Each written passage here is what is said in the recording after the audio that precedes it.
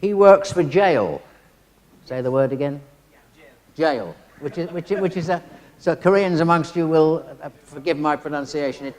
It's a subsidiary of Samsung. He's currently working for them. It's the in-house marketing agency, and he's involved in regional analytics practice and partnerships. He publishes a lot of academic papers and is recognized by many big names for his contribution to open source software. Well done. Ari, we all know.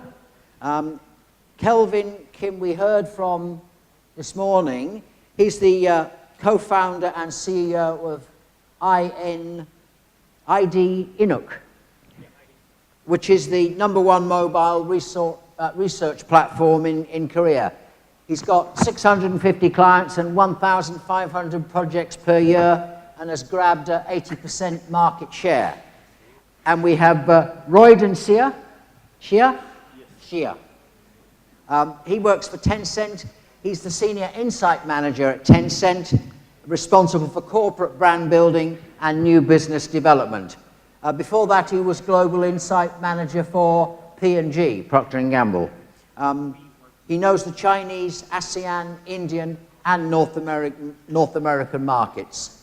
Your moderator for this afternoon is Varun. It's all yours, sir. Good afternoon, everyone. I hope you guys had a very good lunch and are not feeling too sleepy already. So how many of you had coffees to wake you up before you came to this session?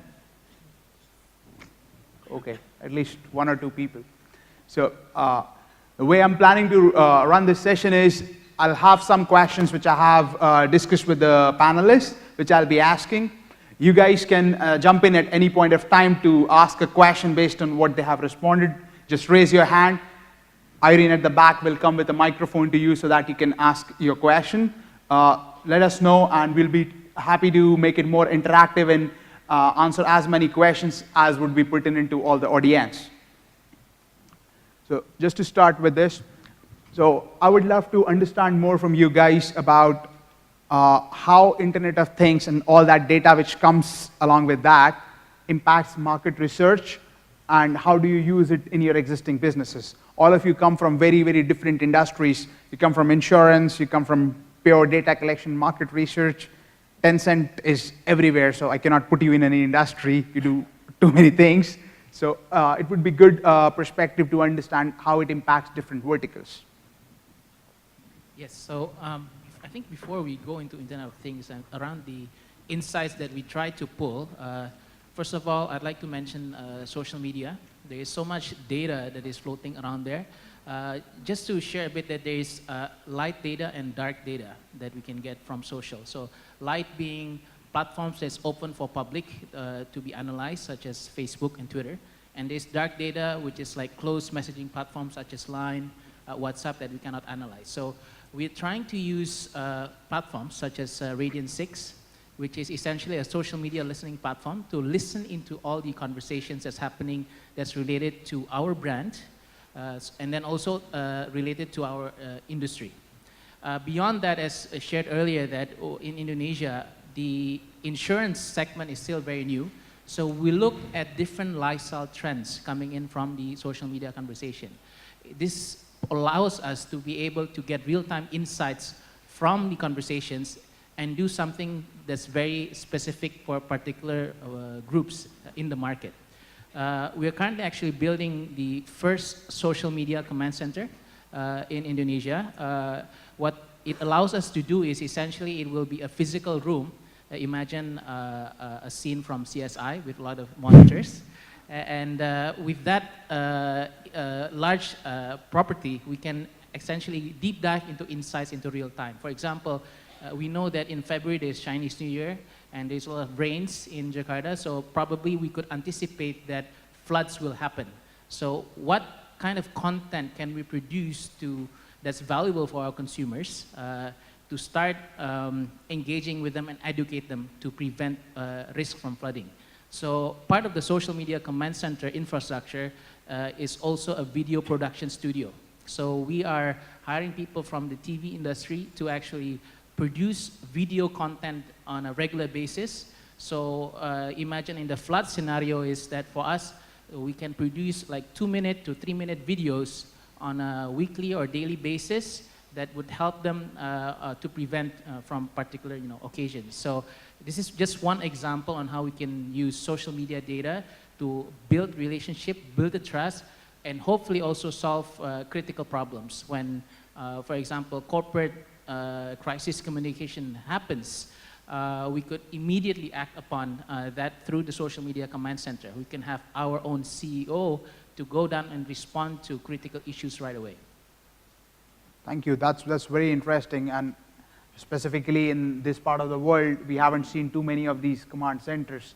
It's usually you see in American movies and TV series. It's great to see that you guys are bringing such technologies and best practices in this part of the world. So thank you so much. I want to start with a macro environment around us recently, because there are more connected devices around the world than people in this earth. There are more than 7 billion connected devices as of the end of 2014, which means it becomes more easy to get a lot of data. However, there is a very big challenge to integrate those data together. There is also the Twitter and social network stream, and there is also the CRM data inside of every company for their own customers, and there is also the data part from the market research agencies provide. But if we cannot easily integrate all those data together, it will make a huge bias to understand the atmosphere. So I think there should be a focus on how and how long does it take to integrate, because there should be a time frame of each data and effective data date of the specific data set. So I want to focus on those kinds of integration part. Thank you so much. I mean, that adds another dimension to the discussion. So in addition to the social, how you get data from beyond the smartphones and the tablets, that's resonates with the theme of our discussion, that how Internet of Things will give you more data to have a deep dive market research rather than just what we understood traditionally. Like 5 years back, it was web only. Now it's social and chat apps. And the next thing is gonna be all these devices, the beacons, the smart home devices, which will tell you more stuff. And you can customize your offerings much more better. So now I would love to hear about what Tencent thinks about this. I think I can share a couple of actual cases we are already doing day in, day out. So in this world, so everything is so much connected, right? I think the first thing we do in Tencent is not even externally, but internally. We have the employee forum. So then makes everybody connect with each other. And every day people post all their complaints, their thoughts, their ideas, then they can do everything. It's like some guy, they challenge the company strategy. Previously, if a entry-level manager, if he wants to be heard by the CEO, it's impossible, right? Because there are a couple of bosses up there. And then, but this time CEO saw it. And then he replied to him. And then it makes the whole company discussing about that question. So this internal, I think, is also very interesting thing that we're doing. And externally, it's like for Tencent, one of our products, like QQ, have 500 million users, so which makes the survey very nimble and easy. We just send some survey to 100 million, no, 1 million, and then come back with a couple of thousand in 24 hours.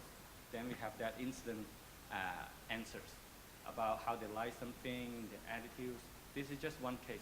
A further case is that we have the daily social listening campaign that can help us understand whether our PR events or some media reports would create any negative or positive impact to the company reputation.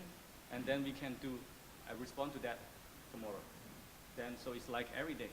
We launch this, we read the social media at night. Tomorrow, we do something new. And then this is the way how we use a very interactive way. And the third case is that because we have those user data, and we can also track their profile.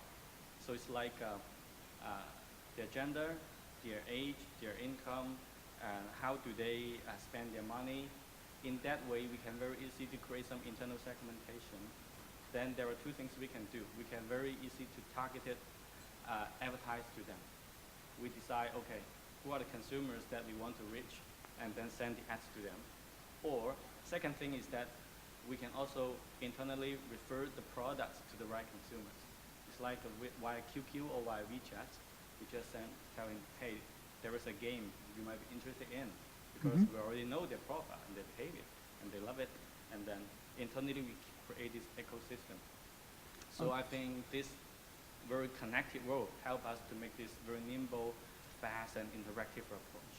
Okay, one interesting fact is you said that you could push surveys to 500 million people and you could get a lot of responses. So what's the incentive for the users to give you that data? And that question actually comes to both of you, because that's a primary product for you as well. But how do you incentivize users to give you that data? Thank you for your question. I think we need to do it differently. So traditionally, we give incentives, right? Money. And of course, you push it further to make it cheaper. We give them the QQ dollar. Okay. QQ dollar is like the virtual money currency that you can use in the game. Okay. Right? You can like decorate yourself, buy yourself a virtual hat, whatever. Okay, it's free. But they love it because this is what people need. And secondly, you can make it very interesting and fun. It's like gamifying your questions, right? Hey, check this out, and then a couple of interesting questions. And maybe after they answer that, they can also post on their social media and compare with their friends. That is not make it a job, but something, an entertainment, that they can do it during lunch, during dinner, before go to bed. Yeah, this is something we are trying to do. Yeah, of course, it's far from perfect, Sure. but it's just something that's very convenient and very fast. So how many guys on this floor have received some of those surveys and actually filled these from Tencent or any other company? How many of guys in this floor have actually done these surveys? No one?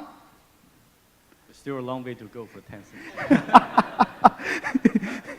No, because I'm just trying to understand, because a lot is being done in how you get users to voluntarily share that data instead of silently pulling that data out, like let's say how a social network would do.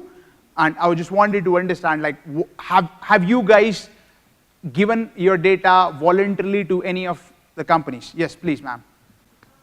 Could we have the mic for the lady, please? NTUC sends out to the NTUC members, Mm-hmm. you know, and it's again targeted. Are you of a certain age? And then sometimes it's a banking one, sometimes it's a consumer behavior and things like that. You know, it's fine. The incentive would be your NTUC points. So because it's a closed system, it's easy to get your rewards that way. Okay. And how frequently would you do that? Like, would you participate in all of them, or like once in a while? I was enthusiastic at the very beginning, but after a while, when it came to some of the more sensitive things like banking, and then I'd be more hesitant about, you know, disclosing everything. But yeah, so I think the impact is probably the most at the very beginning when you have your NTUC points and all. But when it comes repeatedly and in the same format, then, you know, there is a bit of a Decline there. Yes. Okay, great. So Kelvin, how do you handle that? So lady raised a point that in the starting you're very interested, and over a period you get bored, and then like it just not remain as exciting. How do you keep your users engaged? Very, very challenging question that. So basically, we reward our panelists to answer those questions, but that's the very basic stuff for that. Mm-hmm. And I do believe there is huge difference between legally right and emotionally right, which means there are a lot of consumers who are responding a lot of surveys around the world every day. However, some surveys are well designed to ask very politely and very well to know their specific information. However, some surveys are not that designed well to collect the data properly, which means it's like a, let's say you are the very first time to survey this platform, and the panel should be more engaged before he or she respond to the longer survey. because that is the start of the relationship between the company and the consumer. So I think there's a step for that. So besides the rewards originally itself, but you should acknowledge and make very good relationship. And that is derived from the user experiences of the survey respondents are experiencing through the platform. That's very interesting when you say that difference between legally right versus emotionally right, because that's a very thin line, and it's very few companies are able to identify that thin line. There was so much controversy about Facebook manipulating the timelines of people for doing an experiment to make them feel good or feel not so good. So that's a key challenge for everyone involved in this domain, because with great power, with great data, you have much more responsibility in how you handle it. So Ari, it's a question for you.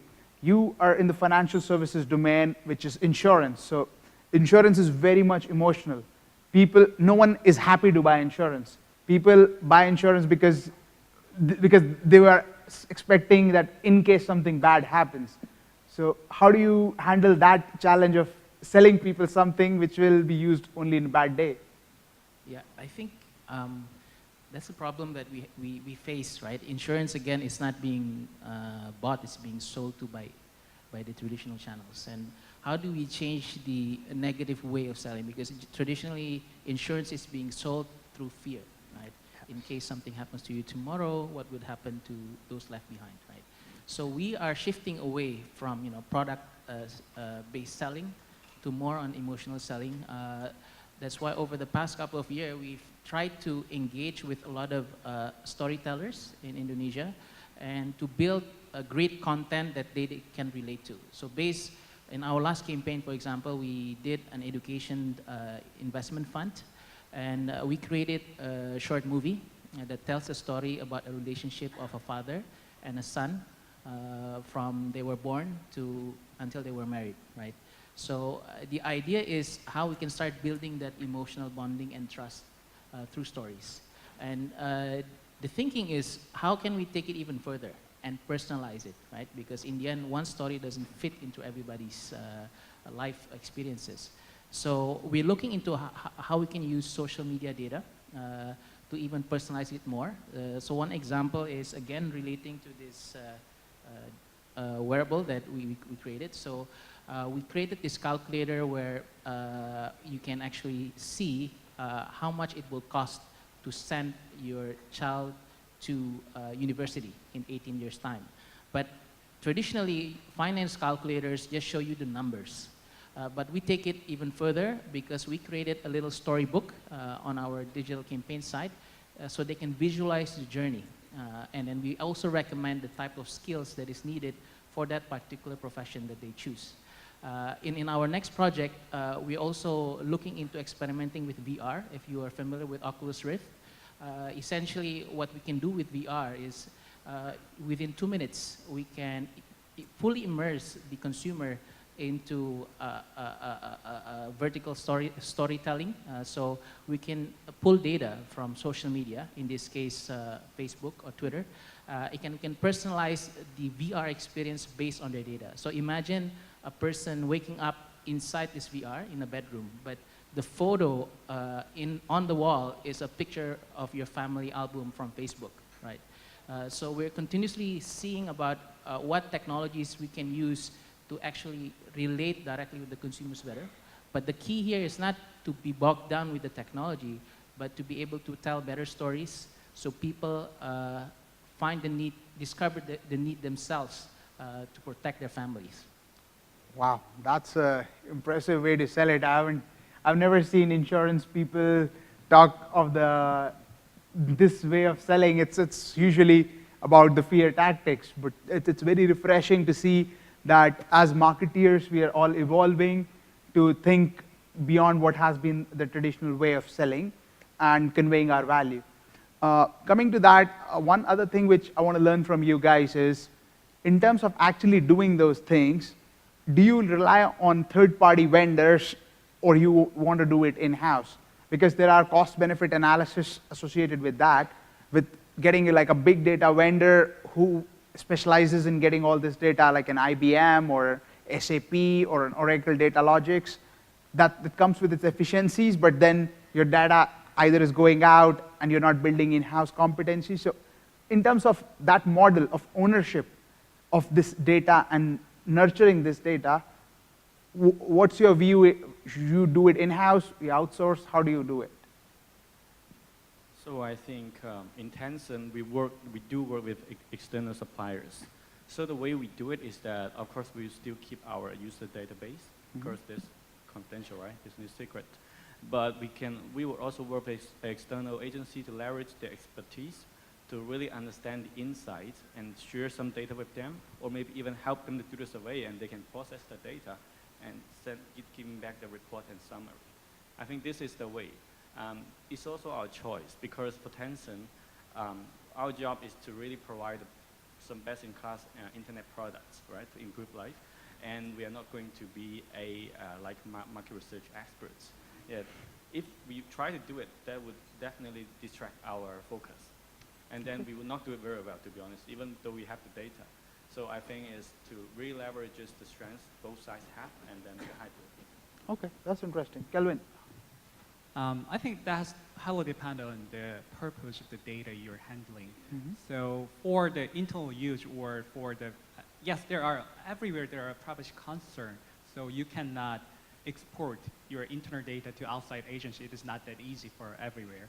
However, in some cases, a certain type of data cannot answer everything, which means there were several interesting discussion at the morning about the passively collected data, and it clearly shows and demonstrates how or what or when they do. However, it cannot answer why they do that.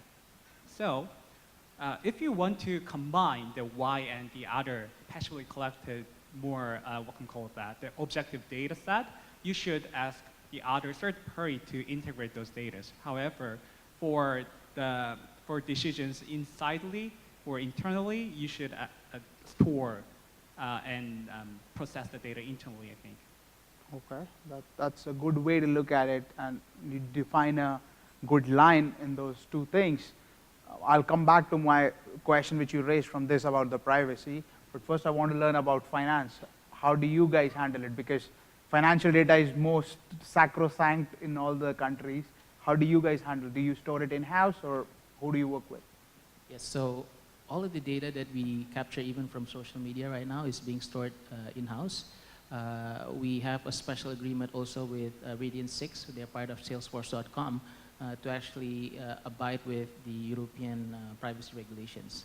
So, but in every aspect that we do around customer data, we always consult with our legal departments and also ensure that the regulating body is involved, because there's still a lot of gray area in this space. But it shouldn't stop us from trying to innovate and get insights from the data. Now, the question around whether building the capability or outsourcing it, I think it depends on the organization, but the reality in Southeast Asia right now, there is still a lack of resources, of people who are able to deep dive into data. So data scientist is one of the hardest jobs, I guess, globally, and definitely in Asia. So currently, to do the qualitative analysis, we have a center in India that does all the data crunching on a daily, weekly, and a monthly basis. But locally, we're also building a local team to build the capability to analyze the data. So the plan is to actually start to build the capability in-house over the longer term. But it doesn't happen overnight. So it's a continuous learning process. A question for the audience. How many of you are scared about your data being used by marketeers, by social networks, and any example of when you felt that your privacy was breached by any of these companies? I mean, I'm quite fascinated how much the effect of Edward Snowden's revelations have had on people's willingness to share their personal information. Certainly in Europe, because the spooks, particularly in the UK and the US, are mining this data for nefarious, we think, purposes. I'll just ask the question, have you noticed any reluctance since the Edward Snowden revelations to share data for market research purposes? How many of you have seen Edward? Okay, we have one. Okay, great.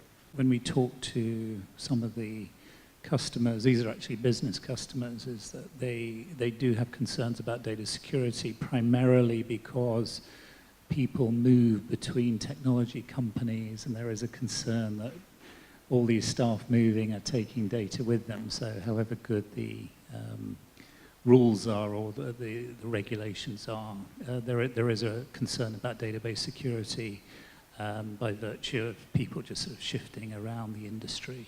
And I think this, I mean, I've been, so I get calls all the time saying, oh, do you want to have, come to a sports club and get a free, a health assessment? And I'm pretty sure that was a database taken from another gym that I was a member of.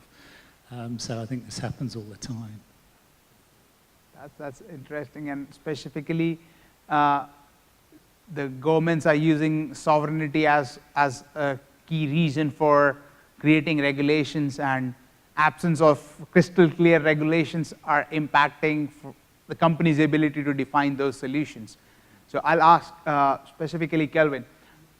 South Korea has been on the forefront of privacy regulations, and in this part of the world, they have been the most advanced in that respect. So what kind of challenges have you faced in that domain?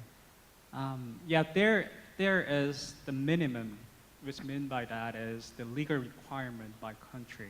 So it is not the fact you can manipulate or you can challenge the legal aspect. However, in the practical term, and when we go to the more practically, I think privacy is not about collecting less. It is about collecting more transparently. Which mean by this is traditionally a lot of service providers have a very long and boring user agreement that you never read before. And you agree with that, and there's no option out there to not to use the service, but opt out specific data set. For instance, our company is very transparently have a written consent with our users for specific study, like who will collect the data and how long the data will be stored, and for what purpose this data is collected, like that. And our panel can very easily opt in or opt out the process. So even though they opt out that the consent or the privacy is for the privacy issues, they are not affected about their usage of the service. So I think that is about transparent processes rather than the legal aspect. For your case, in China, the laws work very differently from most of the countries. Have you faced any specific regulations or government guidelines on how to collect, store, manipulate, and monetize that data? To be honest, I think China hasn't had yet such very clear guidelines for this. So it's good for you then. You can monetize much more, send a lot of more messages. I think that is yes and no. So as a market research manager, I think it's very easy to collect data. But for Tencent, such a big company, we don't want to bear any such risk, such legal risk, right? So the way that Tencent do it is that even without those regulations, in our survey, we still try to state how the data would be used, and then their individual information would not be shared outside. So just like in QQ and WeChat, our two biggest apps, right? We store all those users' details every day, day in, day out, like where they live and their age, right? Whatever. Do you store their chats as well? Hmm? Do you store their chats? So whatever I write on WeChat, do you index that and serve me ads based on what I type to my friends? Of course, because it's stored in the cloud, right? And then this is what they need. I'm slightly scared now. But the thing is that from day one I joined the company, we were noted that you are never exposed to those data. So nobody can release it, not even our CEO. So it's like it's very strictly kept. So this is, I think Tencent as a big company knows where the risk is, and we're trying to avoid those risks. What do you do with that data if even your CEO cannot read it? What do you do with that data then? Who will read it? I mean, what will you do with it? The users would use it, right? First is like what you chat with your friends when you want to search, and secondly is that those data So for all those individual information, we will not release. But like as a massive database, we can still like read a trend and all those without any personal privacy. We can do that. We learn, okay, what's the genders, proportion, right? And then how many users today and how many users left our app tomorrow, things like that. Yeah, this is, but never on the individual level. So it's like an aggregate trend level. Yes. Yes. Okay, okay. That's a good way to look at it. I just got a bit scared that tomorrow I'll start getting push notifications in WeChat, buy this or buy this, those kind of things. That's another aspect to look at it. Another aspect which you brought about wearables, how do you think these new devices like wearables, smart devices, and have you guys already experienced collecting data from these devices?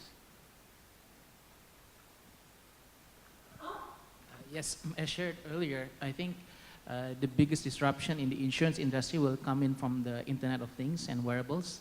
And we shared earlier about the telematics, which is the automotive connected cars, but moving closer to where we are, which is digital health, right? So all the Fitbits, Nike Fuel data is actually being utilized by insurance company already in the Silicon Valley to provide dynamic pricing. So there is a startup now that works with another startup insurance company that essentially uses a wearable called Misfit. So what they do is you are asked to install an application on your smartphone that will connect on your activity data. And it will build a profile of how healthy you are in a particular day. And we will show you the trend whether you will actually go to the gym or not, and you are obliged to report and take a picture of yourself if you go to the gym as a proof. And the rewards are clear. If you go to the gym that day for the entire week, 5 times a day, you will get a 5% discount on your premium that month. And the punishment is also clear. If you skip the gym, you will also get a hike in your premium. So this dynamic pricing modeling is going to disrupt the insurance. So our actuarial team is also trying to adapt with analyzing real-time data and provide better pricing, so better solutions for the customers. Now, in terms of the discussion that we had earlier, I think there is an interesting topic brought up by Kevin Kelly, which is the founder of Wired Magazine, and he told that essentially there are 2 ends of the spectrum, which is personalization and transparency. In order to be able to provide better products for the consumers, you need to be able to provide transparent information to the brand or to the service, right? You can't have both at the same time. So what was mentioned earlier is it's true. In the end, privacy is not about keeping all the data, but ensuring that the customer knows exactly what is being shared. There will be customers who will not want to share the information, but from what we see in a market like Indonesia, the need to get personalized or being connected socially, share that data to the world, is even more than controlling the information by yourself. So it's an interesting space, but you will see in the next 2 or 5 years that big data and Internet of Things, insurance will be the first one to monetize it. So who in this room will love to buy that band which reduces your insurance premium? Do we have any candidates who would love to buy that? No one? So no one exercises in this room? No one? Come on, guys, don't bring that much shame to the marketeers industry. No one? No gym person? That's sad. Can you wrap up there, Jim? Yeah. So, thank you for sharing that special product. I would love for that product to come to Singapore very soon. So, in terms of summarizing our discussion, we talked about how companies are distinguishing between dark data and light data, using different tools like Radian 6 to analyze those specific things. Tencent is on the other spectrum where they have a lot of data, where they keep humans out of it and have machines to learn from it to personalize their systems. Another key aspect was brought by Kelvin about how's the difference between legally right and emotionally right and the ethical way of doing things. So for us, we got to learn about 3 different verticals and how they're balancing these things. And it's very good insight for an industry to see the industry leaders are thinking about being morally right instead of just blankly thinking about making money. And from where I see it, it's a very good sign and healthy sign for our industry as it matures. So we look forward for the industry to mature, and you guys can interact with the speakers after the event if you have any specific questions as well. Thank you so much for being part of this discussion. Thanks very much for the panel. Thank you.